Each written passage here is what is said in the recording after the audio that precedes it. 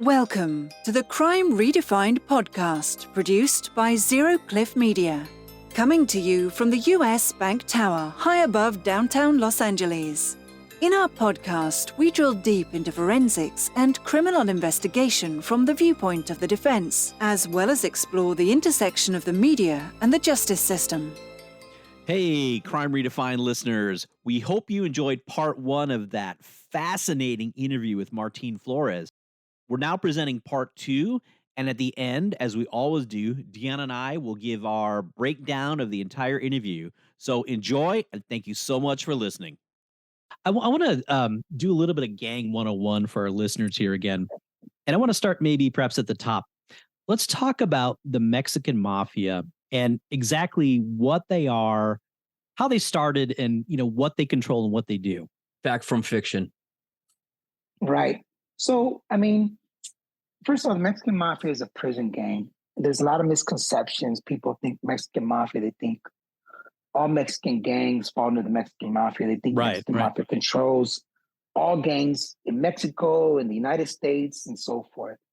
So it's a prison gang that started in some could say, late 50s, when some Mexican American youth were incarcerated in a juvenile facility, and they came together, kind of developing a group to protect themselves from others. And back then, they were the minority in the facilities. Then when they went to prison, same thing. They identified a bond, and they established themselves as a group and stood their ground. Anyway, so the Mexican Mafia became a group, basically a prison group that primarily functioned in prisons and primarily dealt with the realities of prison, survival in prison, if you will, and kind of building that group of protectors, because everybody had the groups. The blacks had the groups, the whites had the groups, and so as time progressed, you basically had Mexican Mafia was originally a group of Mexican American youth from throughout California. Then in 1967, if I'm not mistaken, or 65, don't hold me to the year. September 16th, there was like a riot that took place, like a conflict that arose out of two groups, basically what they call the farmeros, or the farm workers, which are primarily Northern California, and the Mexican Mafia, where they kind of broke off. Now, it's important to recognize back then, when there was a breakoff of Norteños or Nuestra Familia and the Mexican Mafia, you still had people from Southern California that joined Nuestra Familia and people from Northern California that joined the Mexican Mafia, right? So now you have a formation of two prison groups, Mexican Mafia and Nuestra Familia, right? Nuestra Familia now is primarily consists of Norteños. Norteños today are gangs from Northern California, okay? Mexican Mafia is primarily consists of the umbrella group called Sureños, which are primarily of Southern California. What's the dividing line geographically in California? I'm gonna break that down, because there is no dividing line, and I want to break that myth. They allege the dividing line is Bakersfield. Okay, now, so that's true to a large degree. Everything south of Bakersfield, in terms of Hispanic gangs, are Sureños. There are no Norteño gangs in Southern California. Okay, so south of Bakersfield, it is a fair statement to say that it's Sureño gangs that exist. However, north of Bakersfield, you have Fresno. So you have another group that got developed in the Fresno area that's called Fresno Bulldogs. They used to run Norteños, and they used to run Nuestra Familia, but they formed their own group, right? What's important to recognize is that you do have a presence of Sureño gangs throughout the state of California, in Sacramento, in San Jose, in Oakland, in the Central Valley, in small towns like Sanger, and so forth. So the alleged boundary is Bakersfield, but when you look at the pockets of Sureño gangs throughout the state, you can't say that's a boundary. I see. Right? You could only say that's a boundary that says there's no Norteño gangs south of Bakersfield. But there are Sureño gangs throughout the state of California, all the way up to the top, right? So that's where I challenge many law enforcement officers who have a limited scope of their geographic boundaries. If they're primarily an LA cop, they know the LA gang that they monitor, but when they try to articulate the structure or gangs throughout the state, they kind of fall in the trap. Bakersfield to the south, and they forget about Fresno Bulldogs, and then everybody's Norteños to the north. Well, that's not true. There's Fresno Bulldogs, I mentioned, and you still have Sureños that are throughout the state. Martin, did you have any run-ins or do you have any knowledge of Danny Roman? Yeah, I actually interviewed him a couple of times. No kidding. Wow. Yeah, I met with him at Salinas, and I met with him. I met with Roman. Do you mind sharing what was the reason for the meeting and what went on? Yeah. So I can only share so much. Basically, I met with him to follow up. I had a client in Riverside County who potentially was going to have a witness testify him, which is Rene Enriquez. And I know Roman had things to share that would be helpful in challenging that testimony. So part of that conversation was kind of educating in terms of the front that Box Enriquez would have and the lies that he had in his books or the exaggerations that he presented, and kind of the perspective from the insiders that basically there are other reasons why he debriefed, and not just because he wanted to be a changed man, for example, but other reasons that Boxer wanted to debrief, such as that his life was in danger because it turned out that he had been a sex offender. It turned out that he had violated some rules.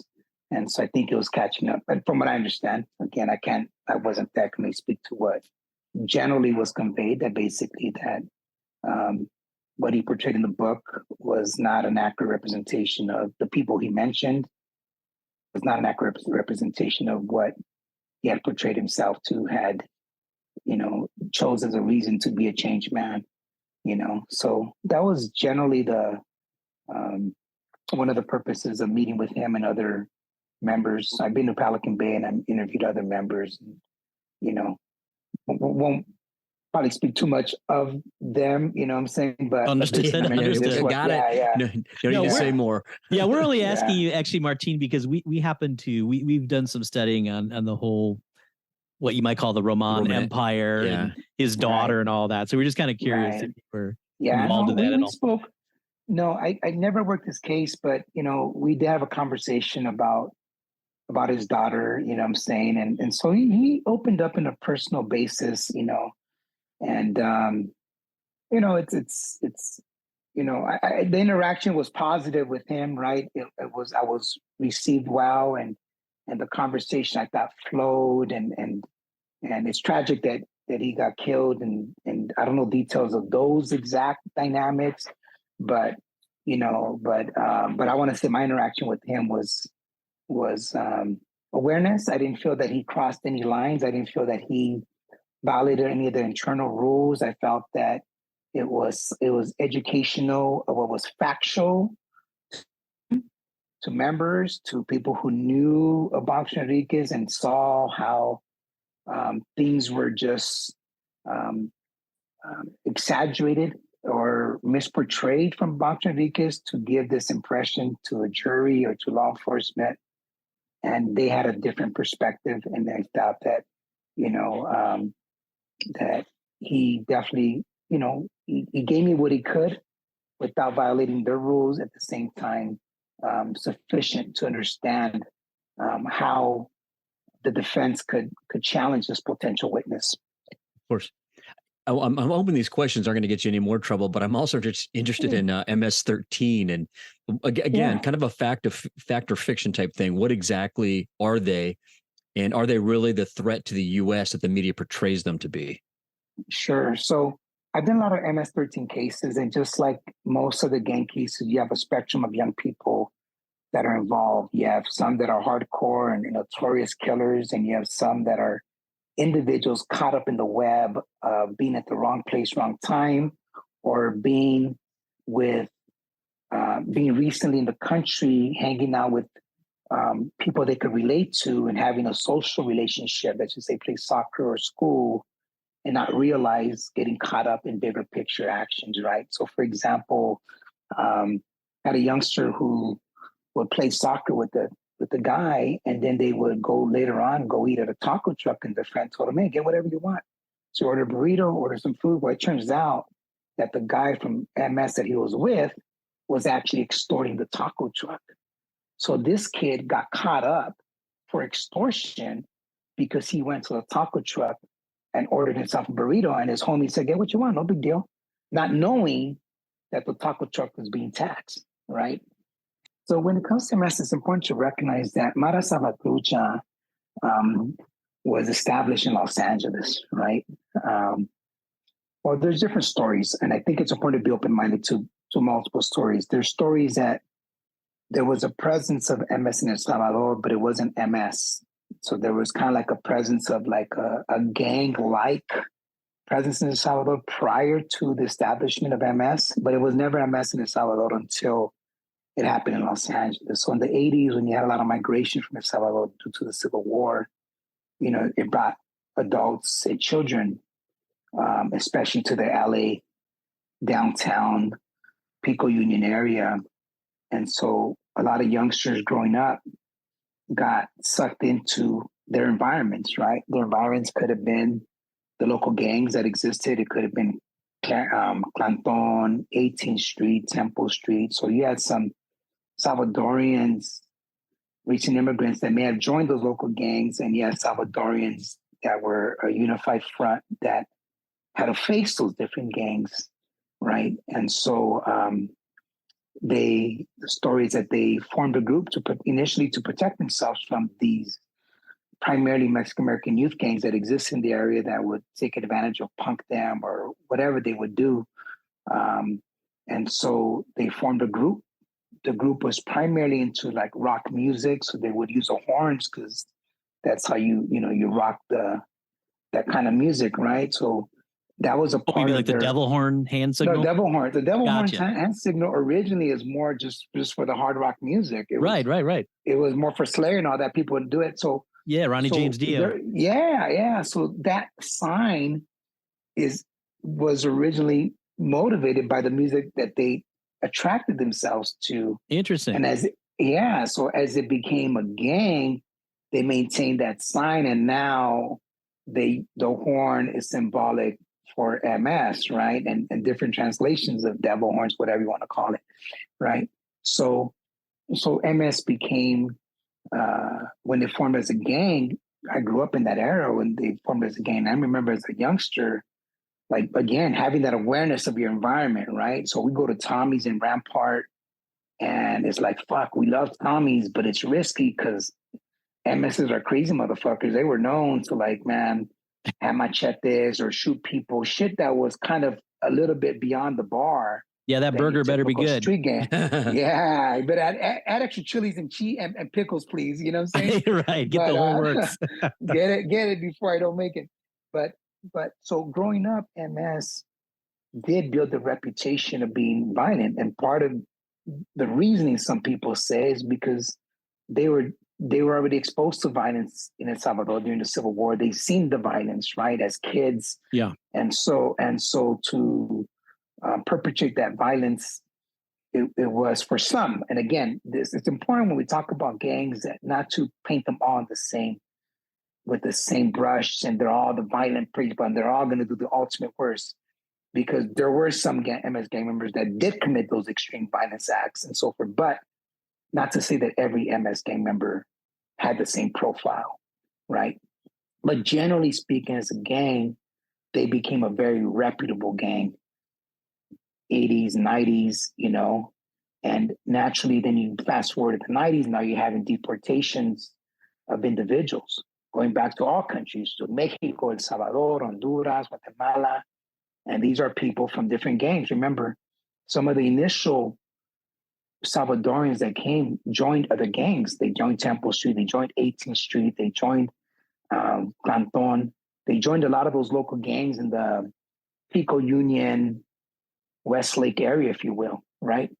So when people started getting deported, these gang members that were primarily MS or a good presence of 18th Street or even Temple Street went back to their home countries of El Salvador, Honduras, Mexico, Guatemala. Well, El Salvador had a large population of 18th Street and MS. So when you go look at El Salvador today, you have the two largest gangs that have a presence in El Salvador is Mara Salvatrucha and Mara 18, which is 18th Street. And the majority of the formation of those gangs in El Salvador was because of the deportees that were sent back who were gang members, right? So when they went back to their home country, in this case, El Salvador, they began to formalize the gang, right? And it has now evolved to what they call a transnational gang, meaning that it exists in multiple countries, right? It exists throughout this country, throughout this country, right, in different states. So MS is unique in that it is one of those gangs that has spread to different communities in the United States and has spread to different countries, including Mexico, in Latin America, right? Especially in El Salvador, right? And so with that, you still have a continuous migration of young people. Some may have actually had roots of being members in El Salvador before they migrated. Some may have avoided the gang in El Salvador, and that's why they came to the United States. Now they come here, and when I say they, I'm not referring to all of them. I'm referring to those that get caught up. Right. Now, for those that came to the United States and they got caught up, they may have got caught up now because, again, that innocence of connecting to your group, your social group, meaning recent immigrant group, people that you can relate to, that speak the language and live in your area. And they may have just merely that social interaction, and by accident or default or circumstance, they get caught up in a jam. Oh, what a or shame. By labeling. What a shame. Yeah, because how ironic. Many of them, because I've interviewed many individuals in those circumstances that have been here short term and actually left El Salvador to avoid gang membership, right? And they get caught up in a jam here. And again, it's not that they got caught up because they wanted to. In most of those cases, they didn't realize their peer was involved in this level. And what I've learned is that because you don't ask your peer, what are you banging? If you're not banging, you're not banging, right? If you have a classmate who's your classmate and you want to get high, you get high. You don't ask them what you bang.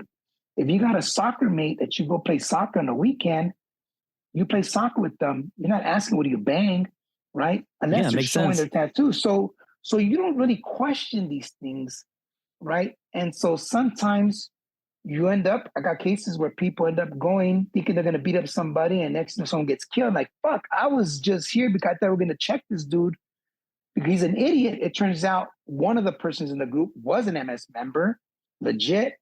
And now they're all getting labeled as MS members, right?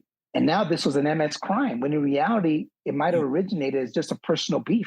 Yeah, that's right? Actually a perfect segue to my next question. But Martin, can you talk a little bit about this idea of gang enhancements in prosecutions, what that does to potential prison sentences, and how things have changed in that regard, specifically in California over the last few years?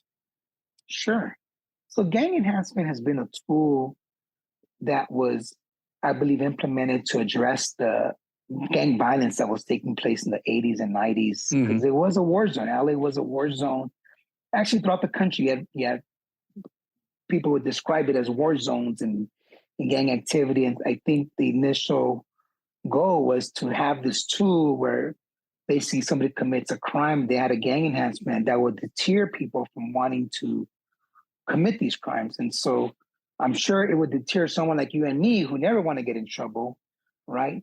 But when people are caught up in this cycle of gang or violence, many times it's on the spot, spontaneous situations, and they get caught up in a jam, right? So there are planned acts where they may do a mission, they plan it, they're going to commit an act. And then there are circumstances where things just happen.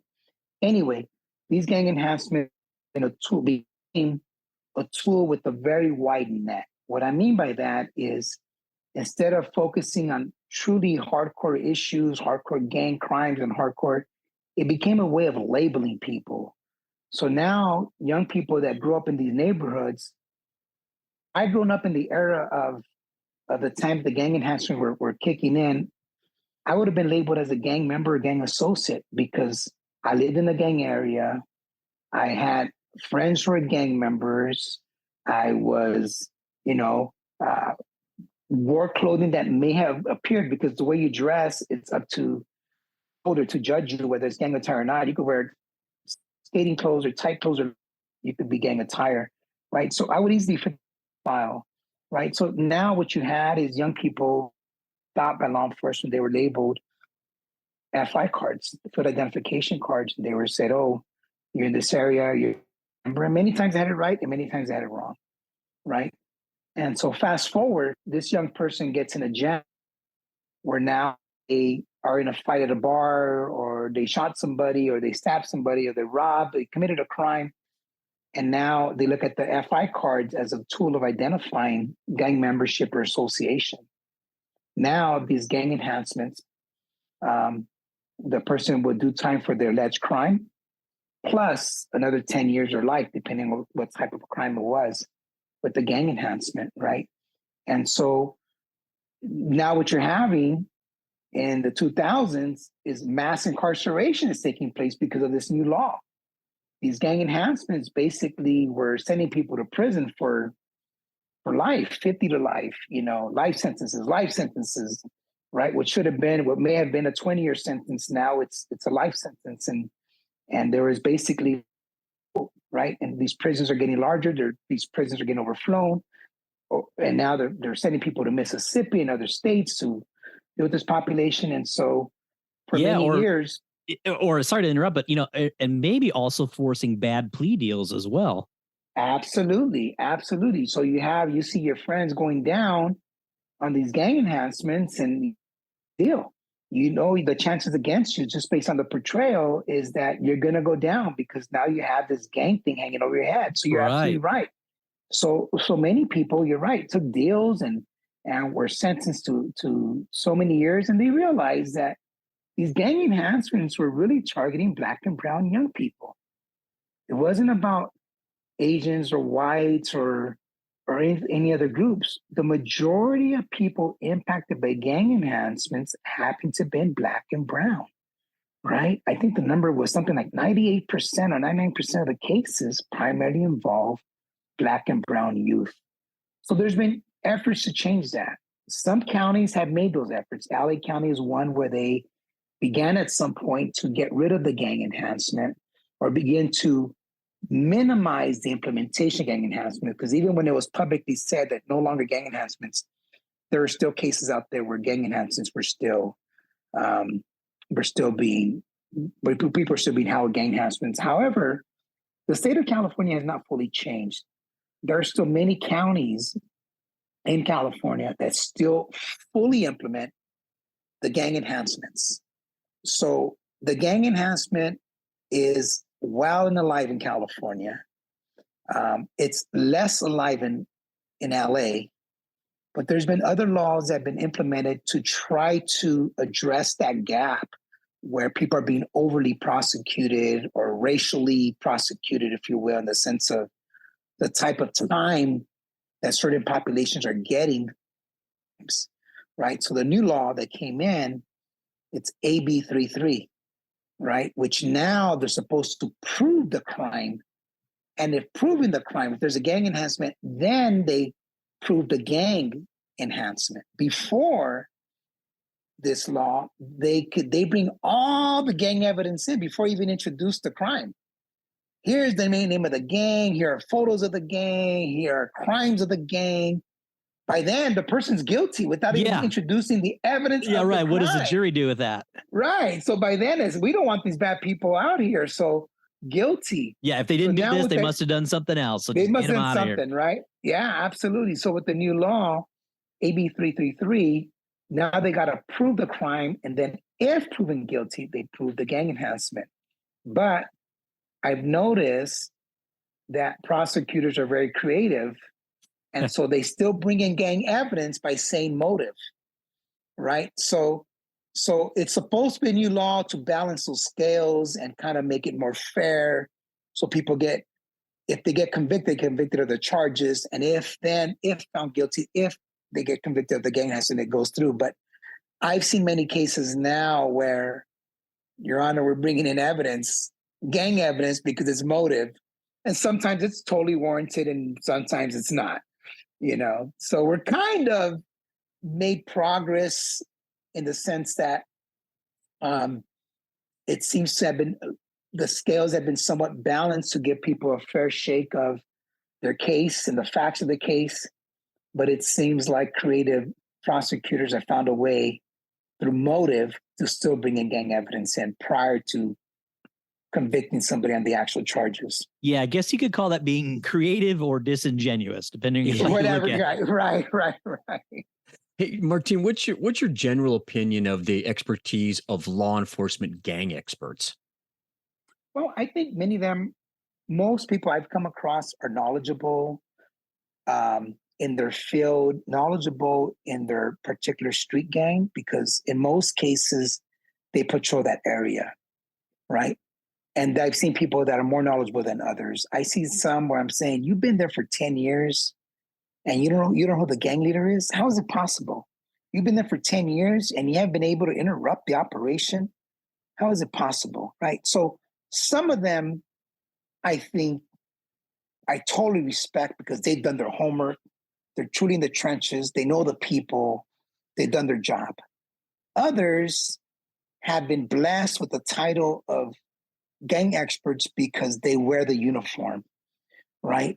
And so they know gang culture, they know the area, but many times it's almost limited to that boundary. I know so-and-so gang member and so-and-so and so-and-so, but big picture, when they try to articulate the bigger picture, they just do a textbook kind of repeated story. Mexican Mafia this, and this is what they do, and the 13 stands for the 13th letter of the alphabet is M, and so it's almost like very petty. You could literally I could repeat what they're going to tell you right before they say it. I could be in the audience and say, blah, blah, blah, blah. This is what he's about to say.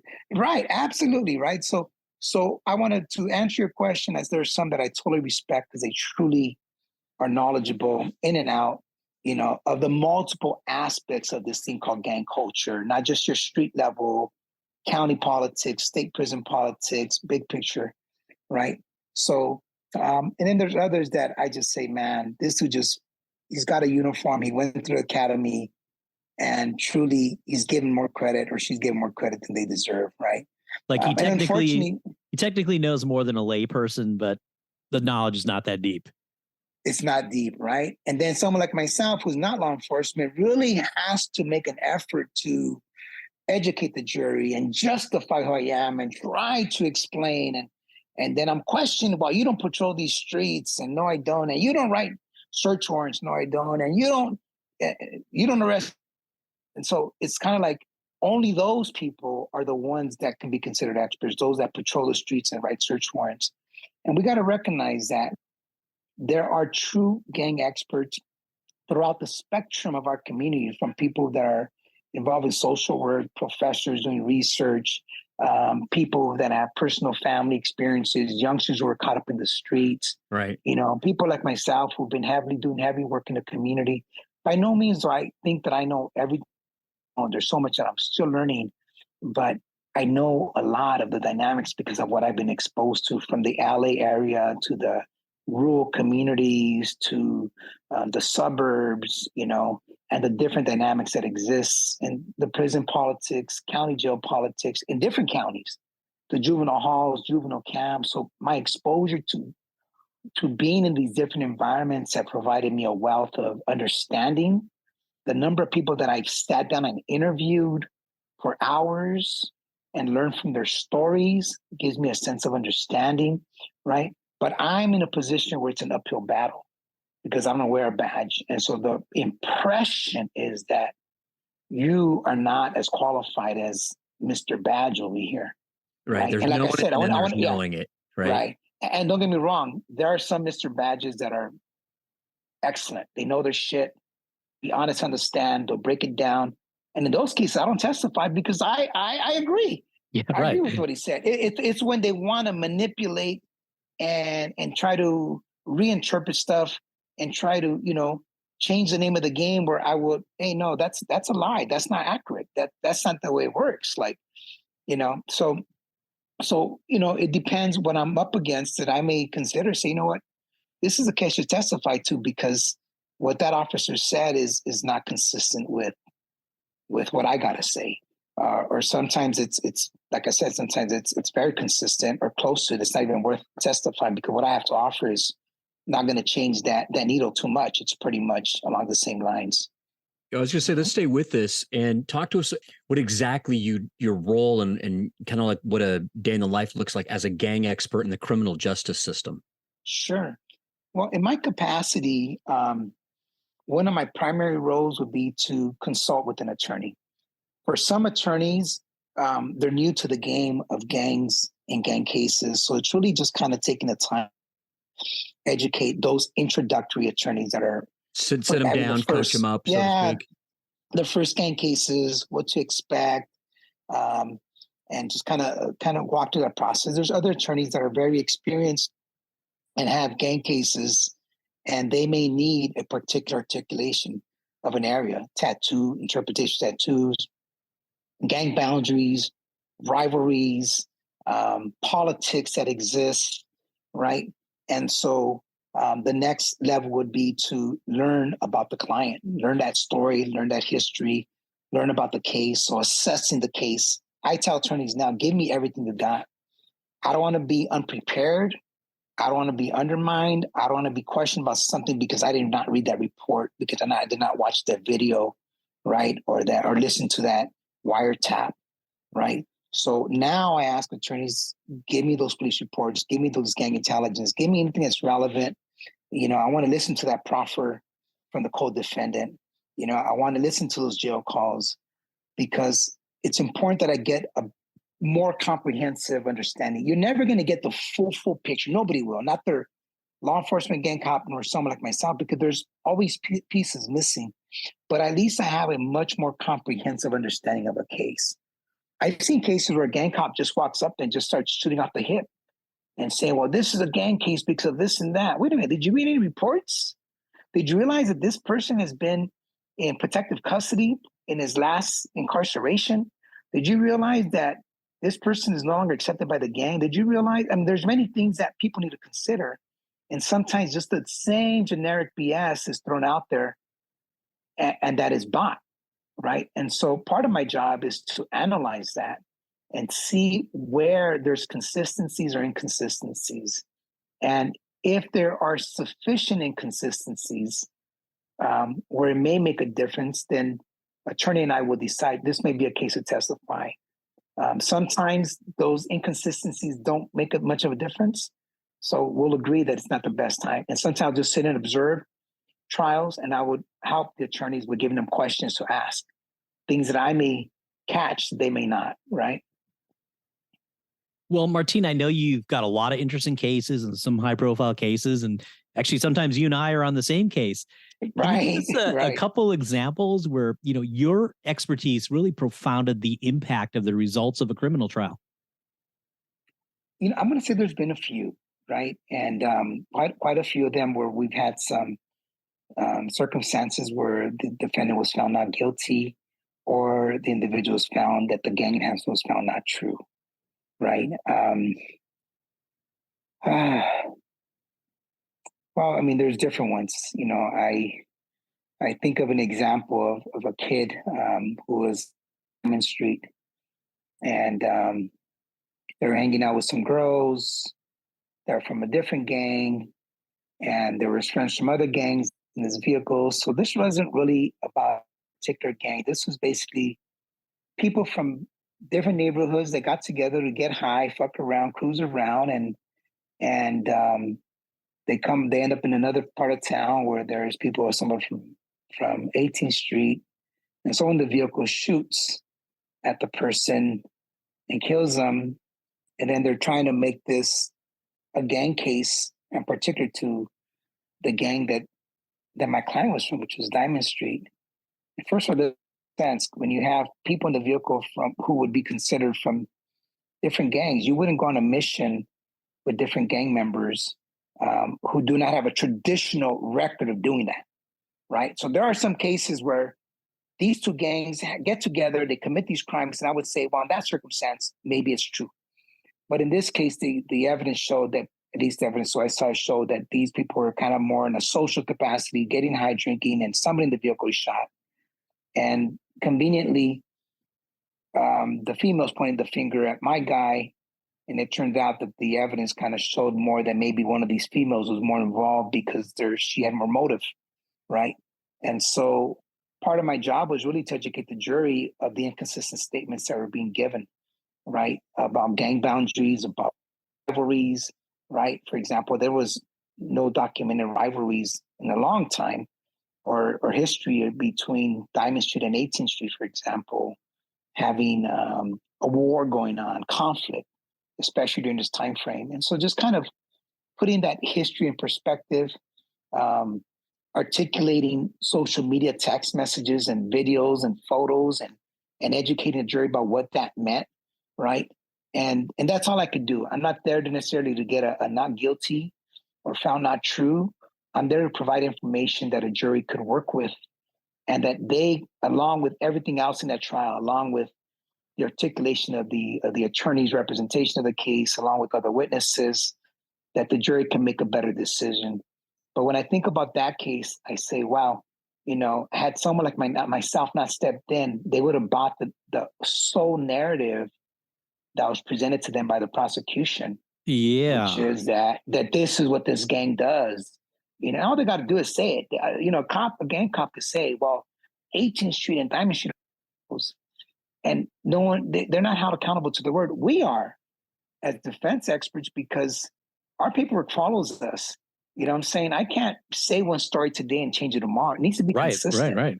You know what I'm saying? So, and most of these gang cops, I've seen inconsistent testimony, but they're still an officer, right? They're not really grilled on their inconsistent statements, Whereas someone like myself, they'll try to find transcripts. And I testified over 250 times.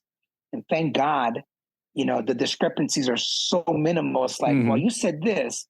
Yeah, but look at 3 pages on the road. I actually said this, right? So they try to pinpoint me on something that was said without fully following the transcripts where I give a complete statement of the scenario. Yeah, the full context. So, yeah, exactly. So that's kind of, I would say my work is really consulting attorneys on cases, meeting with the clients, interviewing them, understanding their story, looking at the discovery, finding areas where the prosecution is kind of positioning their case, see if and how my role can play a role, whether it's just consulting, whether it's testifying or writing a report. And if it does result in me testifying, is do the best I can to educate the jury so they can make a sound decision based on everything that they've listened to.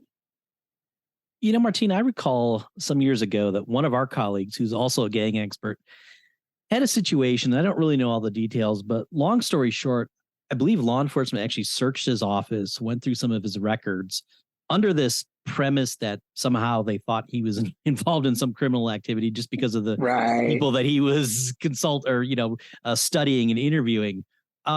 I'm just curious if you've ever had any kind of similar experience where maybe law enforcement is maybe harassing you, or at least throwing a lot of hurdles in your way. Yeah, thank God I haven't had that extreme level of harassment where homes are searched and are taken and things.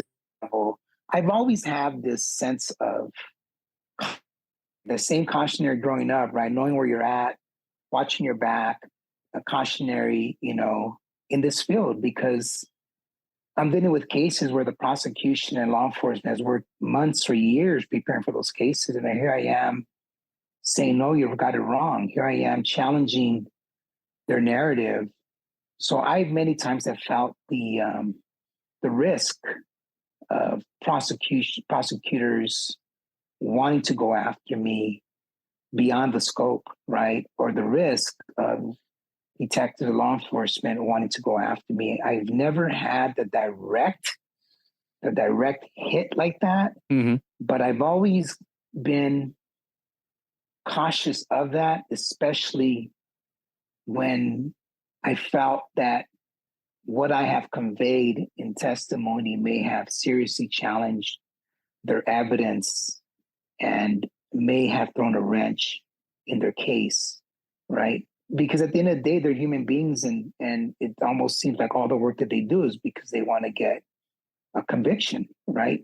And that's based on hopefully what they're working with, and not just out of bad faith, Yeah, but there's also, there's pride wrapped in it. There's maybe a desire to get promotion. There's all sorts of promotion, right? There's celebrations, of course. Yeah. All that I think comes to play. Those are real. Those are real. We got to recognize that those are real circumstances that unfortunate defendants are facing. That times they don't have all the evidence of guilt, but because you may have an overreaching detective, investigator, prosecutor, that they'll make that puzzle fit. They'll put that piece of the puzzle to make it fit.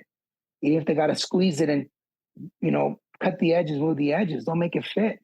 And unfortunately, it's enough to get that conviction. You think twice, like, man, doesn't make sense that they got a conviction on this because so many other factors were missing. But sometimes it's how they articulate these words without having to fully explain it.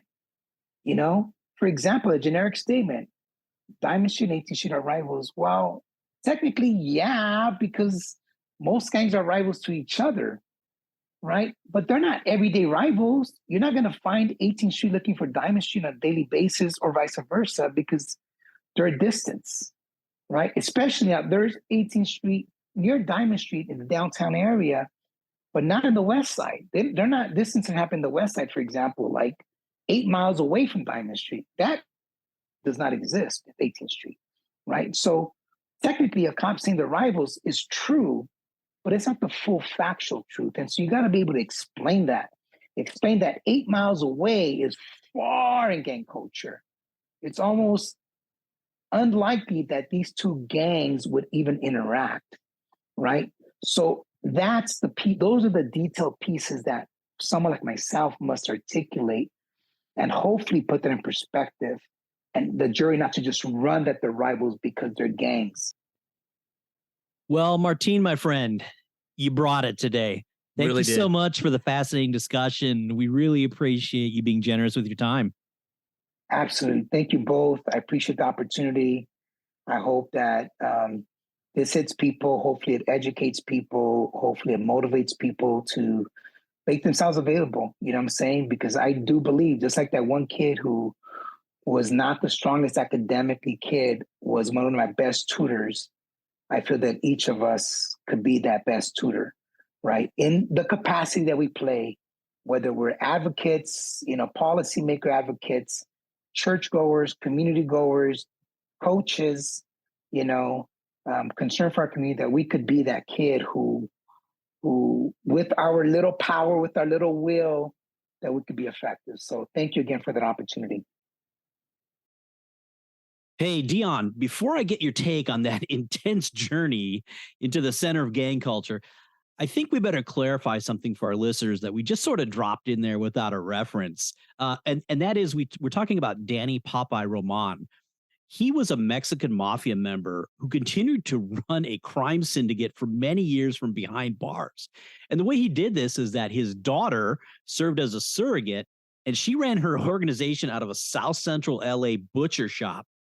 In 2019, Danny Roman was actually murdered in prison by Mexican Mafia members.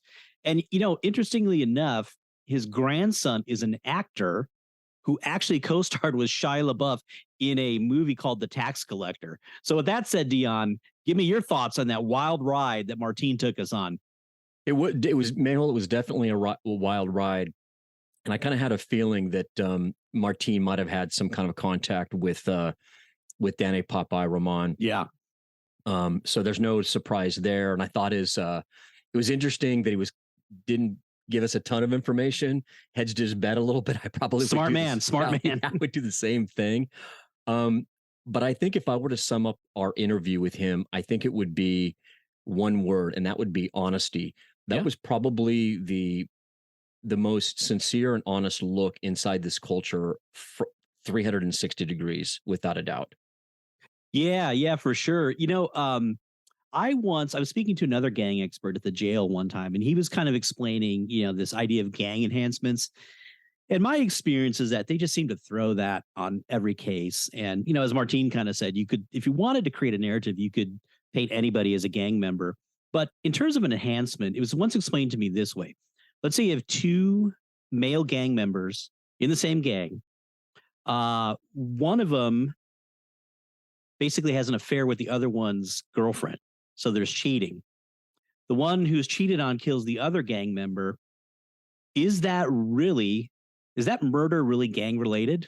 It's really not. It's about infidelity. But you can see how a prosecutor would want to make that a gang enhancement. But that doesn't in any way benefit the gang. That was a personal dispute with two people who happen to be gang members. So as Martin was saying, if you're bringing in all this evidence of somebody being a gang member, you're just going to kind of tilt the mind of the jury about the rest of the facts in the case. Yeah, a couple things on that. One, I thought he explained it really well. And broke it down in its simplest terms and how you can take advantage, prosecutors can take advantage of this. And because someone has a gang tattoo or maybe was arrested at a prior crime, does that make everything that they do going forward gang related to your point, right? Yeah. And then one of the things that you did early on when we started this podcast is you kind of broke that gang enhancement down. It's always kind of stuck with me that you can stack, have a simple crime, but you can stack 10, 11 other additional crimes on there, just like you broke down. And this is how you get, the overcrowding, and we can go down a whole nother rabbit hole discussing all this. But I think that these things need to be separated and defined. I'm not saying, hey, let these guys out. They're all angels. Right. Of course. Listen, let's just get them for the crime that they committed. Right. I mean, my gosh, Martin was saying that, when he was younger, just based on where he lived, how he dressed, who he associated with, I mean, he would be considered gang affiliated. That's a great point. I mean, are you going to all of a sudden look at someone's zip code, because they're in Boyle Heights or something like that and say, oh, you got to be a gang? So it's very easy to get, arrested and sort of wrongly charged or something. But man, now if you're pegged as a gang member on top of that, that could have, forget about the gang violence in Martin's neighborhood. I shouldn't say forget about it, but my gosh, just getting jammed up like that could have ruined his life as well. Yeah, and then you're taking, there's obviously a lot of talk about rehabilitation. You're taking a lot of those opportunities off the table if you're just going to, slam them with all this stuff. You're never going to give them a chance to, learn from mistake or, go through a program or anything like that to get right. If you're just going to just add all the stuff on there, never give them an opportunity to get out of jail because you're hitting them with, like I said, 7 or 8 different additional crimes. So I think very similar to DNA. Like Martin was saying, some of the attorneys he works with, they don't know anything about this gang culture. So I thought that was interesting as well, is the way that he is acting basically like you, going in there and kind of coaching these guys up and saying, this is how this stuff works. Yeah. So for example, a narrative being told by a DNA analyst can be very compelling because it's scientific. There's hardcore evidence. And if the defense attorney doesn't know any better, it's hard to sort of tell another narrative or poke holes in it. Same thing with gangs. I mean, you can't just read in a book and become a gang expert. Although it sounds like some of the law enforcement gang experts were attempting that. So again, I mean, without experts of any type in the criminal justice system, man, oh man, there's really danger. Yeah, I think that you can tell that the prosecutors really lean on this. So they get this guy in, they start reading his rap sheet, he's gang, and then they've just branded him that way and not actually looking at the specific crime. Or am I off track there? No, I think you're 100% right. And Luckily, there has been a little bit of change in California, as Martine alluded to. But it sounds like, as with any rule, it sounds like prosecutors are trying to go around that rule a little bit. I remember Martine at one time, I talked to him a number of months ago. I saw him at the jail, and he was saying that really, as a result of the enhancements not being used and abused as much, he's actually not doing as much work, in California. So there is some change on the horizon. We'll see how long that lasts and how long it takes for the loopholes to take charge. But, as always, Dion, that was a lot of fun and educational. And listeners, we hope that you feel the same way. And we thank you so much for your support and your follows and your comments on social media. And if you want to see what Martine is up to on Instagram, you can follow him at Flores Martin M. That's FLORES MARTINM. And of course, please follow us at Crime Redefined. So be well, everyone, and please check out all of our past catalog. We look forward to bringing you more dynamic guests in the near future. Thank you for listening to the Crime Redefined podcast. Like us on Facebook and follow us on Twitter at Crime Redefined. Please send us your comments and questions and join us for the next episode.